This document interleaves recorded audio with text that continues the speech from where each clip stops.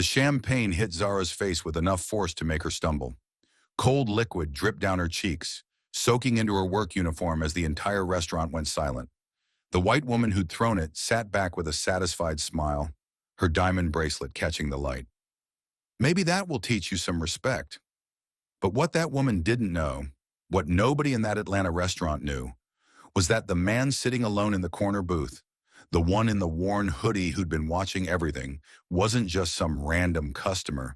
He was Dominic Kane, billionaire CEO worth $3.7 billion.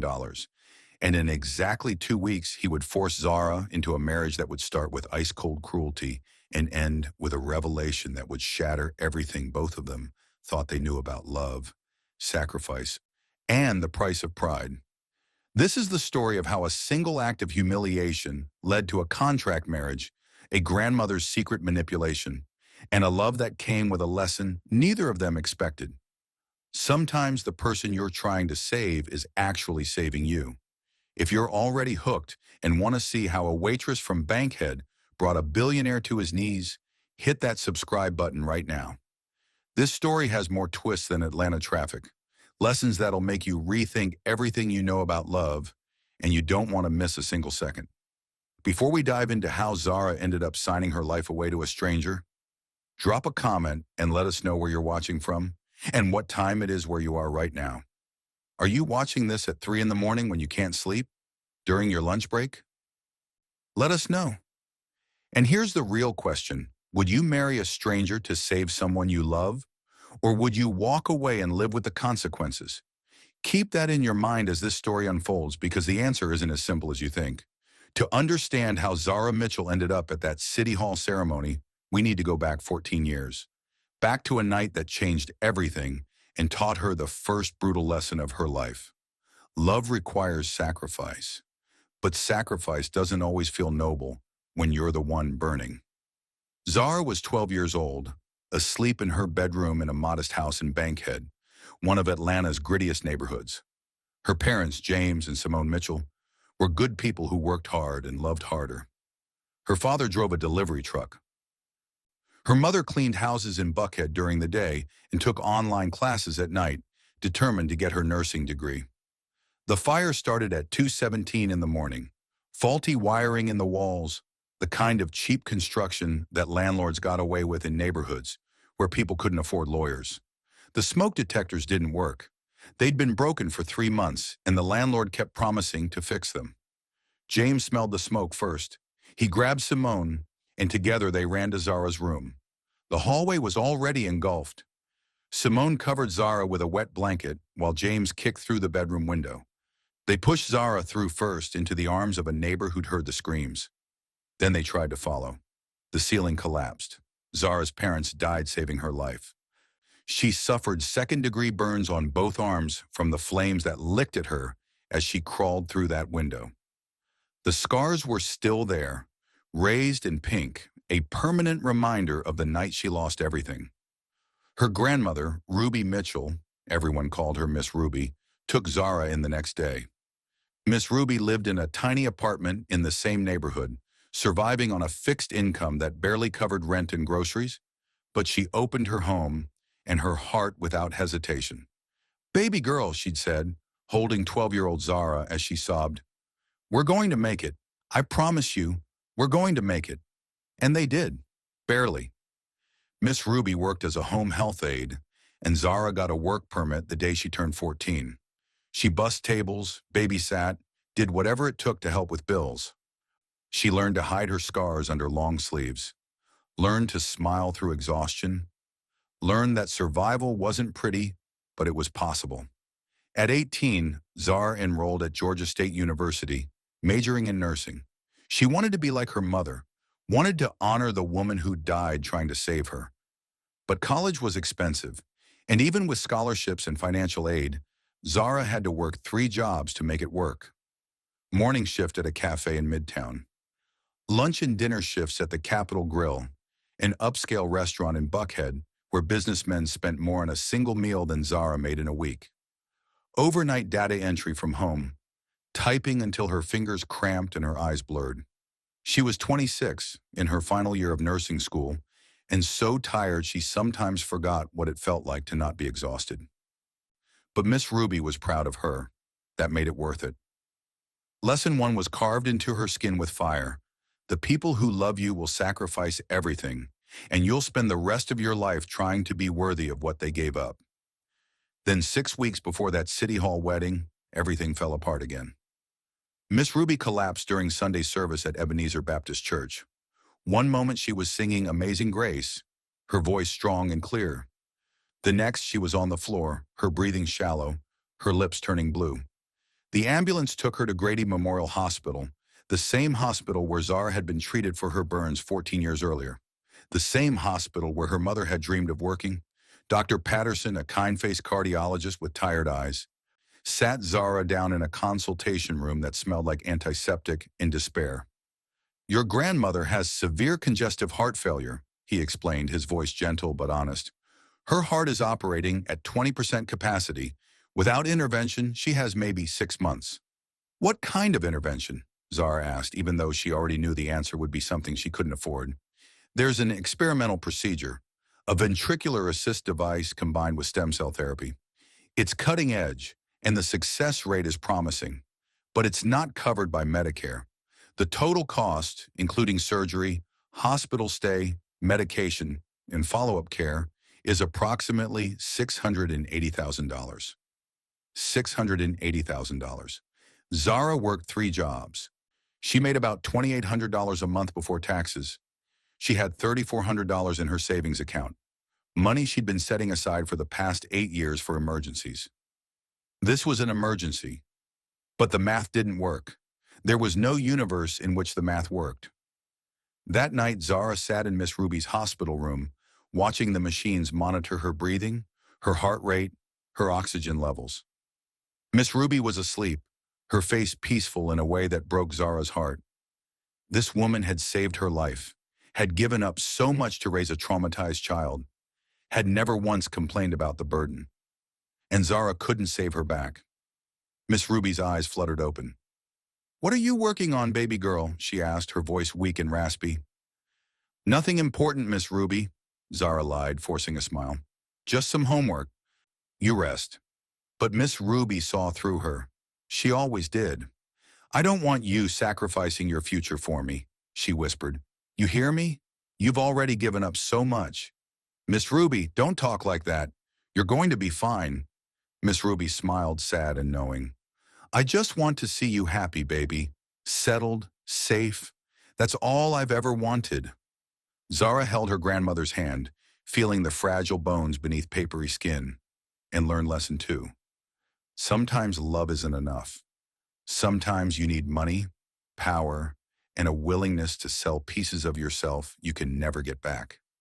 She just didn't know yet how much she'd have to sell. 2 weeks before the wedding, Zara was working the dinner shift at the Capitol Grill. It was a Thursday night, which meant the restaurant was packed with businessmen celebrating deals and wealthy couples celebrating anniversaries. Zara had been on her feet for 6 hours straight. Her lower back ached, and she'd burned her hand on a hot plate during the lunch rush. But she smiled, she was polite, and she did her job because she needed every dollar of tip money. Then came table 12 and lesson 3.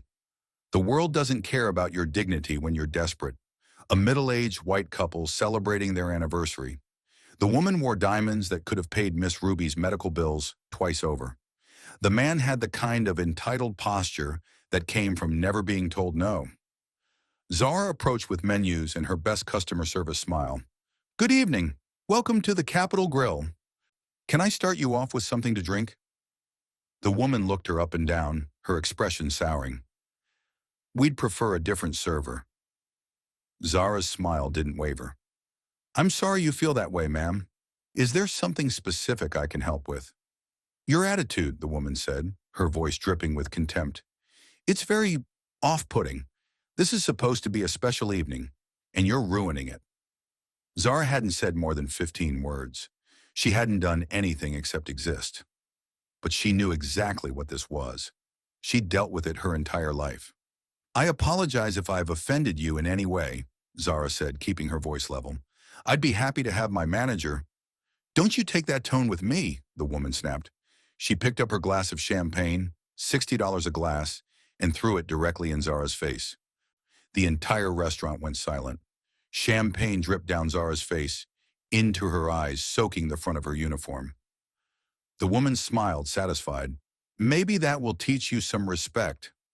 Zara stood there shaking, champagne burning her eyes, and felt 14 years of trauma, exhaustion, and rage threatening to explode. But she didn't explode. She didn't scream. She didn't even cry. She just stood there, silent, as the restaurant manager, a nervous white man named Trevor, rushed over. I am so sorry, Trevor said to the couple, not to Zara. Please let me comp your entire meal. Zara, apologize to these guests immediately. Apologize? Zara's voice was dangerously quiet. She assaulted me. She's a valued customer, Trevor hissed. Apologize or you're fired. Zara looked at the woman, who sat there smirking, daring her to make a scene. She looked at Trevor, who cared more about his Yelp rating than his employees' dignity. She looked at the other diners, who had turned back to their steaks and conversations. The entertainment over. She needed this job. She needed the money. She needed to swallow her pride and survive. I apologize, Zara said, the words like glass in her throat. I hope you enjoy the rest of your evening. Lesson 3 burned worse than the champagne in her eyes. Your pride is a luxury you can't afford when someone you love is dying. She turned and walked toward the kitchen, her vision blurring with tears she refused to let fall. But as she pushed through the doors, she noticed something. A man sitting alone in the corner booth had been watching the entire interaction. He was young, maybe early 30s, wearing a worn gray hoodie and jeans that had seen better days. Completely out of place in a restaurant where the average entree cost $60. He had a laptop open, but he wasn't looking at it. He was looking at Zara with an expression she couldn't quite read. When her shift ended 3 hours later, Zara found an envelope on the table where the hoodie guy had been sitting. Inside was $500 in cash and a receipt for a $40 meal. No note, no explanation. Zara ran out to the parking lot, hoping to catch him. To return the money, it had to be a mistake. She found him unlocking a beat-up Honda Civic that looked like it might not survive the drive home. Excuse me, Zara called out, breathless. You left this. It's too much. You have to take it back. The man turned. Up close, he was handsome in an understated way. Dark hair, steel blue eyes, a jawline that could cut glass. But it was his expression that stopped her. Tired, sad, and strangely gentle. Keep it, he said, his voice low and rough. You look like you're fighting a war nobody else can see. I can't accept this, Zara insisted, holding out the envelope. It's $500. I know what it is. I left it on purpose. He opened his car door. You didn't deserve what happened tonight. Nobody deserves that. Take the money. Buy yourself something that makes you feel human again. Before Zara could respond, he got in his car and drove away, the Honda's engine sputtering as it disappeared into Atlanta traffic. Zara stood in the parking lot, holding $500, and felt something she hadn't felt in years. Seen. This stranger, this man in a hoodie who ate alone in an expensive restaurant, had witnessed her humiliation and responded with kindness. She didn't even know his name, and she had no idea that this moment, this one interaction, had been carefully orchestrated by someone who'd been watching them both for months. What Zara didn't know was that the restaurant had security cameras, high-definition cameras that captured every angle. What she also didn't know was that the man in the hoodie wasn't just some random stranger. His name was Dominic Kane, and he was the 34-year-old CEO of Kane Technologies, a company worth $3.7 billion. He'd been at the Capitol Grill conducting research, observing how real people interacted in high-end environments for a new consumer product his company was developing. And he'd been filming. But here's what neither of them knew, the twist that would change everything. Dominic's grandmother, Victoria Kane, had arranged the entire encounter.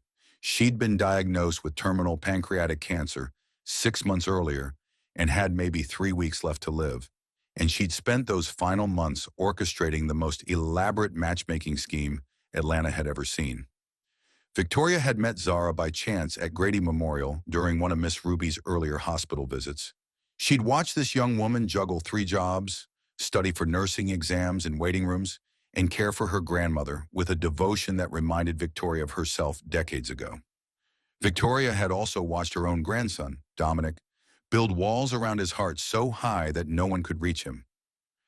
Dominic's mother had died when he was 16, early onset Alzheimer's that stole her mind piece by piece. His father had dealt with it by drowning himself in work, leaving teenage Dominic alone to watch the woman who raised him forget his name. Dominic had sworn he'd never care about anyone that deeply again. Never be that powerless, never feel that pain. So he'd built an empire and filled his life with surface-level relationships that required nothing of his heart. Victoria knew her grandson was dying inside his fortress of wealth and control. And she knew Zara Mitchell was exactly the kind of woman who could break through those walls if they could just meet under the right circumstances. So Victoria had hired a private investigator to track Dominic's research schedule. She'd arranged for Zara to pick up an extra shift that Thursday night. She'd even paid that horrible woman at table $5,000 to create a scene that would force Dominic to witness Zara's strength under humiliation. Victoria had orchestrated everything: the viral video, the media narrative, even Dominic's father's will with the marriage clause. Victoria had convinced her son to add it years ago, knowing it would eventually force Dominic to confront his fear of commitment. 3 days after the incident, Zara's phone started blowing up. Text messages from numbers she didn't recognize. Instagram notifications multiplying by the hundreds. Her email inbox flooded with messages from news outlets and talk shows. She opened Twitter and saw why. A video titled "Billionaire CEO Witnesses Racist Attack on Waitress. Watch What Happens Next" had gone viral. 12 million views in 48 hours. The video showed everything. The champagne throw. Trevor forcing Zara to apologize. And then in a twist that made Zara's stomach drop, it showed Dominic, no longer in a hoodie but identified by name and net worth, leaving the $500 tip. The video was edited with dramatic music and text overlays. He saw her pain. He took action. This is what humanity looks like. The comment section was a war zone. Some people praised Dominic as a hero. Others accused him of poverty porn, of using Zara's trauma for good PR. Some wondered if it was staged. They had no idea how right they were. Zara wanted to disappear. She didn't want to be a viral moment. She didn't want strangers debating her worth in comment sections. She just wanted to be invisible again. But Victoria Kane from her hospital bed 3 miles away smiled with satisfaction. Her plan was working perfectly. 4 days after the video went viral, a woman in an expensive pantsuit walked into the Capitol Grill during Zara's lunch shift. She introduced herself as Sarah Brennan, attorney at law, representing Kane Technologies. "Mr. Kane would like to speak with you," Sarah said, sliding a business card across the table. "It's urgent. It's also unusual, but I think you'll want to hear what he has to say." Zara almost said no, but Miss Ruby's medical bills were piling up, and the hospital had started making noises about transferring her to a state-run facility if payment arrangements weren't made soon. So Zara agreed to meet. The meeting took place at Kane Tower, a gleaming glass skyscraper in Midtown that looked like something out of a science fiction movie. Sarah led Zara to the top floor, to an office with floor-to-ceiling windows overlooking all of Atlanta. Dominic Kane stood with his back to her, staring out at the city. Without the hoodie, he looked different, powerful, untouchable. He wore a charcoal suit that probably cost more than Zara's entire wardrobe. And when he turned to face her, his expression was carefully neutral. "Miss Mitchell," he said, not offering his hand, "thank you for coming." "Why am I here?" Zara asked, refusing to be intimidated by the office, or the view, or the man who clearly thought he owned the world. Dominic gestured to a chair. Zara remained standing. He almost smiled at that. "I have a problem," he said, "a very specific, very expensive problem. And I think you might be the solution. I'm not interested in being anyone's solution. Hear me out. My father passed away 2 years ago. In his will, he included a clause. If I'm not married by my 35th birthday, my controlling shares in Kane Technologies get redistributed to the board of directors. My birthday is in 8 months. Congratulations on your upcoming birthday." Zara said flatly. Still not seeing how this involves me. The board is staging a hostile takeover. They're using my reputation as justification. They claim I'm too impulsive, too reckless, too focused on short-term pleasures to be a stable leader. They're not entirely wrong. But I built this company from nothing. And I'm not handing it over to a group of old men who think innovation means incremental improvements to existing products. So get married, Zara said. Shouldn't be hard for a billionaire. It's not that simple. The marriage has to appear legitimate. It has to withstand scrutiny. And here's where you come in. That video of us went viral. 12 million views and climbing. The media has already created a narrative. The kind billionaire and the struggling waitress. It's a ready-made love story. All we have to do is play our parts. Zara laughed, sharp and bitter. You want me to marry you? A man I don't know? To save your company? I want to offer you a contract, Dominic corrected. 1 year of marriage, public appearances, social media presence, the performance of a relationship. In exchange, I'll cover all of your grandmother's medical expenses, past, present, and future. Full treatment, no matter the cost, plus $2 million upon successful completion of the contract term. The room went very quiet. Zara could hear her own heartbeat thundering in her ears. $2 million, Miss Ruby's surgery, a future where she didn't have to work 3 jobs and still drown in debt. Why me? Zara asked, her voice barely above a whisper. You could marry anyone. Because the story is already written, Dominic said. Because you're smart enough to play the part. And because, frankly, you need the money badly enough to say yes. This is a mutually beneficial transaction. Nothing more, nothing less. Here was lesson 4. Delivered in a penthouse office overlooking a city that had chewed her up and spit her out 1,000 times. Sometimes survival means making deals that cost you everything except your life. Zara thought about Miss Ruby, lying in a hospital bed, her heart failing. She thought about the $680,000 she didn't have. She thought about her mother, who died trying to give her a future. I need to think about it, Zara said. You have 48 hours, Dominic replied. After that, I'll find someone else. There's always someone else. Zara left Kane Tower feeling like she'd just been offered a deal with the devil. And maybe she had. That night, Zara sat beside Miss Ruby's hospital bed. The machines beeped their steady rhythm, monitoring a life that was slowly slipping away. Miss Ruby was asleep, her breathing shallow but steady, her hand warm in Zara's. Zara pulled out the contract Sarah had given her. 53 pages of legal language that essentially boiled down to this. Marry Dominic Kane, pretend to be in love for 1 year, and in exchange, receive financial security beyond anything she'd ever imagined. The contract was specific. 3 public appearances per week minimum, coordinated social media posts, shared residence, maintenance of the appearance of marital fidelity. That last phrase made her laugh bitterly. Appearance. Not actual fidelity, just the performance of it. But as Zara read further, she found something strange. A handwritten note tucked into the back of the contract in elegant cursive that didn't match any of the typed legal text. Dear Zara, if you're reading this, I'm likely already gone. My name is Victoria Kane, Dominic's grandmother. I arranged your meeting with my grandson. I paid that horrible woman to throw champagne in your face. I leaked the video. I orchestrated everything. I know this seems cruel, but please understand, I'm dying. And the only thing that terrifies me more than death is leaving my grandson alone in his fortress of isolation. He's been dead inside since his mother passed, and I've watched him build a life that looks successful but feels empty. You, dear girl, are the only person I've ever seen who has the strength to break through his walls. Not because you're soft or sweet, but because you're a survivor who understands that love requires sacrifice. Dominic needs to learn that lesson. And I suspect you need to learn that accepting help isn't weakness, it's wisdom. I'm sorry for manipulating you both, but I'm not sorry for bringing you together. Give him hell, Zara. He needs it. And maybe, if I'm right, you both need each other more than either of you knows. With love and apology, Victoria Kane.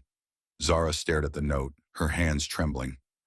This whole thing, every single moment, had been orchestrated by a dying woman trying to save her grandson's soul. Lesson 5 hit her like a freight train. Sometimes the people pulling the strings do it out of love, and that doesn't make it right. But it doesn't make it entirely wrong either. Miss Ruby stirred, her eyes fluttering open. "Baby girl," she murmured, "you're still here. You should go home. Get some rest." "I'm okay, Miss Ruby. I want to be here." Miss Ruby squeezed her hand weakly. "You work too hard. I worry about you. I just want to see you happy. Settled, safe." Those words, the same words from before. Happy, settled, safe. Zara made her decision, not just for the money, though she needed that desperately, but because Victoria Kane had seen something in her that Zara had stopped seeing in herself. The possibility that she deserved more than survival. The next morning, she called Sarah Brennan. "I'll do it," she said. "I'll marry him." If you're on the edge of your seat wondering how Zara survived that marriage and how Victoria's manipulation either destroyed them or saved them, you need to subscribe right now. Hit that button, turn on notifications, because the lessons in the next part of this story will absolutely change how you think about love, sacrifice, and the difference between being saved and saving yourself. Drop a comment. Was Victoria wrong to manipulate them? Or was she the only one brave enough to give them what they needed? Atlanta City Hall smelled like disinfectant and broken dreams. Zara stood in a $200 dress she'd bought on credit, clutching a bouquet of grocery store carnations that were already wilting in the Georgia heat. No guests, no family, just lawyers with leather briefcases and a bored officiant who'd performed 6 other weddings that morning. Dominic Kane arrived 12 minutes late, still on his phone closing a deal worth more than most people would earn in a lifetime. His suit probably cost more than Zara's car. When the officiant asked if he took Zara as his lawfully wedded wife, Dominic finally looked at her, and his steel blue eyes were carved from ice. They signed the marriage certificate in silence. As Zara's pen touched the paper, Dominic leaned close, his breath cold against her ear. "My lawyer will email you the NDA tonight. If you think you're going to parlay this into a reality show or a tell-all book, think again. You're being paid to be invisible." Zara signed her name, Zara Kane now, and learned a lesson 6. You can sell your name, your time, and your freedom, but you can't sell your soul. That at least stays yours. When they left City Hall, a black Mercedes was waiting. They rode in silence to Kane Tower. The penthouse elevator required a key card that Dominic swiped without looking at her. The doors opened directly into his apartment, 6,000 square feet of glass, steel, and modern art. Floor-to-ceiling windows showcasing Atlanta's skyline. Furniture that looked like it belonged in a museum. Everything white, black, or chrome. Cold, beautiful, utterly devoid of warmth. "Your room is in the East Wing," Dominic said, his voice flat. He gestured vaguely down a hallway. "The housekeeper comes Tuesdays and Fridays. Stay out of my office. Stay out of my bedroom. We'll coordinate schedules for public appearances through Sarah." "That's it?" Zara asked. "No welcome home? No tour?" "This isn't your home," Dominic said, meeting her eyes for the first time since the ceremony. "It's a stage. You're an actress playing a role. Don't confuse the performance with reality." He walked away, disappearing into his office. The door closed with a soft, definitive click. The first month was exactly as cold as the wedding day. Dominic left before dawn, returned after midnight. They communicated via text. 3 public appearances per week where he touched her like she was a prop and smiled for cameras like she didn't exist when they turned away. But Zara wasn't sitting idle in that gilded cage. She was studying Dominic, learning him, and she was visiting Miss Ruby, who was thriving with treatment, her color returning, her strength building. "Your husband still hasn't visited me," Miss Ruby said one afternoon, her tone gently probing. "He's busy, Miss Ruby." "Too busy for family. That boy needs to learn lesson 7. All the success in the world means nothing if you're alone at the top." Zara smiled. Miss Ruby didn't know she was quoting the exact lesson Dominic needed to learn. Then 3 months into the marriage, everything changed. Sarah Brennan called Zara one morning. "Victoria Kane passed away last night. The funeral is tomorrow." There's also a video she left for Dominic. He needs to watch it, and she requested you be there when he does. The funeral was small, elegant, and devastatingly sad. Dominic stood like a statue through the entire service, his face a mask of control, but Zara saw his hand tremble when they lowered the casket into the ground. Back at the penthouse, Sarah set up a laptop. Victoria recorded this 2 weeks before she died. She wanted you both to see it together. The screen flickered to life.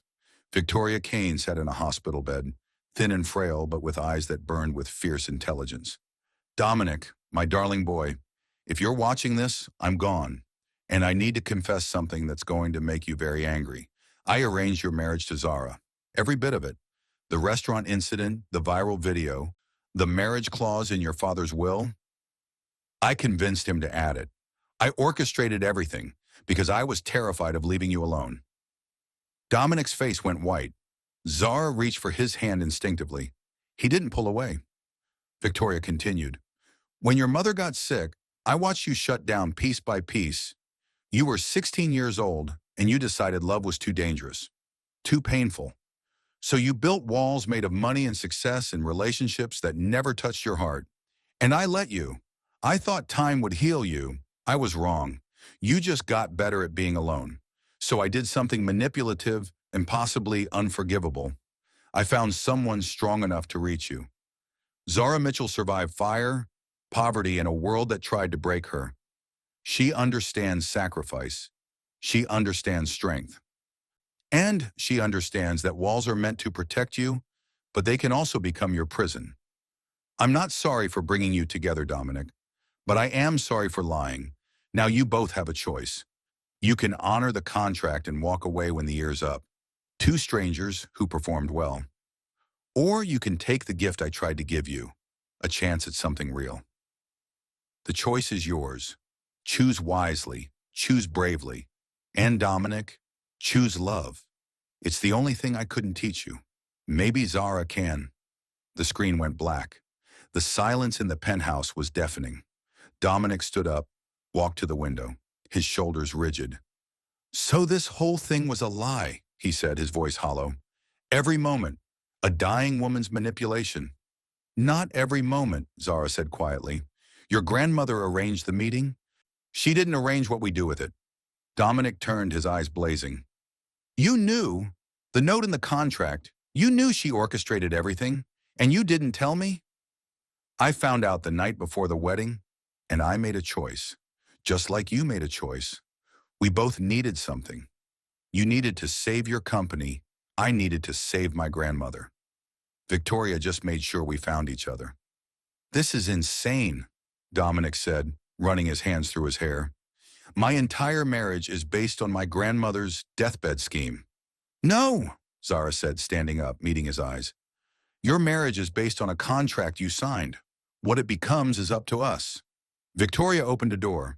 We're the ones who have to decide whether to walk through it. Lesson 8 was staring them both in the face. You can't control how opportunities come to you. You can only control what you do with them. Dominic stared at her, really looked at her, maybe for the first time since that City Hall ceremony. Who are you? He asked, his voice barely a whisper. Really?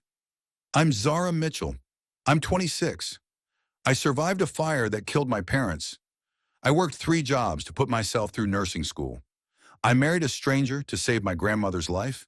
And somewhere in the past 3 months, living in your cold apartment and watching you run from anything real, I stopped being afraid of you because I realized something. You're not cold, Dominic. You're terrified. And that's lesson 9. Fear disguised as strength is still just fear. Dominic's careful control finally cracked. My mother forgot my name, he said, his voice breaking. I was 16, and she looked at me like I was a stranger. Every day for 2 years, I watched her disappear, and I couldn't stop it. I couldn't save her. I couldn't do anything but watch. I know, Zara said softly, and I'm sorry. But Dominic, your mother's illness wasn't your fault, and shutting everyone out doesn't honor her memory. It just means she's not the only thing you lost. You lost yourself too. He looked at her with something raw and vulnerable in his eyes. I don't know how to do this, how to let someone in, How to risk feeling that pain again. You start small, Zara said. You start by being honest, by being present, by showing up. Not for cameras or contracts, but because you choose to. And then Dominic Kane, billionaire CEO who controlled everything in his life, made the bravest choice he'd ever made. He closed the distance between them and said, "Teach me, please. Teach me how to feel something real." That was the moment everything changed. Not because Victoria had manipulated them into meeting, but because they both chose to stop hiding. The final lesson came 6 months later. The contract was complete. The year was up. Dominic's birthday had passed. His company was secure. And according to the legal documents they'd both signed, they were free to walk away. Instead, they were sitting in Miss Ruby's living room. She'd been released from the hospital months ago, healthier than she'd been in years. And Dominic was nervous. Actually, genuinely nervous. "Miss Ruby," he said, his voice humble in a way Zara had never heard before. "I need to ask your permission for something." Miss Ruby looked at him over her reading glasses, a smile playing at her lips. "You asking permission now? That's new. I want to marry your granddaughter. Really marry her. Not a contract or an arrangement. A real marriage with real vows and a real commitment. But only if she'll have me. And only if you give us your blessing." Miss Ruby laughed, rich and full. "Baby, you already married her. That was business. This is love. And there's a difference." Zara felt tears streaming down her face. Dominic turned to her, took her hands. "I spent my whole life thinking love was weakness, that caring about someone gave them power to destroy you. And then you walked into my life. Well, my grandmother shoved you into my life. And you taught me something I'd forgotten." Lesson 10. If we're keeping count, love isn't what makes you weak. Fear of love is what makes you weak. And I'm done being weak. I'm done being afraid. So Zara Mitchell Kane, will you marry me? Again? But this time for real? Zara laughed through her tears. "You're such a disaster, you know that? Is that a yes?" "That's a yes." They got married again 6 months later, this time at Ebenezer Baptist Church where Miss Ruby had collapsed. This time with family and friends. This time with joy instead of obligation. This time with love that was earned, not purchased. At the reception, Zara gave a toast. "People always ask me if I regret the contract marriage, if I regret saying yes to a stranger. And here's what I tell them. I don't regret survival. I don't regret saving my grandmother's life. But I also don't regret learning that survival isn't the same as living. Dominic and I survived that first year, but we're living now." And that's the final lesson Victoria Kane tried to teach us both. Life begins when you stop protecting yourself from pain and start opening yourself to love. Dominic added, "My grandmother manipulated us. She lied and schemed and orchestrated one of the most elaborate setups in Atlanta history. And I'm grateful, because she saw something in both of us that we couldn't see in ourselves. We were both prisoners. Me in my penthouse, Zara and her exhaustion, and she gave us a key to escape. We just had to be brave enough to use it." They raised their glasses. Miss Ruby wiped her eyes. And somewhere, maybe Victoria Kane smiled. Because sometimes the greatest gift you can give someone isn't money or opportunity or security. Sometimes it's just a chance, a door, a possibility, and the courage to walk through it, even when you're terrified of what's on the other side. So that's the story of Zara and Dominic. A contract that became real, a manipulation that became a blessing, a marriage that started with ice and ended with fire. The lessons are simple but not easy. Love requires sacrifice, but sacrifice without love is just survival. Fear disguised as strength is still fear. And sometimes the people who manipulate you are doing it because they see potential you've forgotten exists. If this story wrecked you in the best way, subscribe right now and turn on notifications. Drop a comment and tell me, which lesson hit you the hardest? Would you have forgiven Victoria for the manipulation? And what would you choose? A safe life that feels empty, or a risky love that makes you feel alive? Thanks for watching. Now go choose bravely.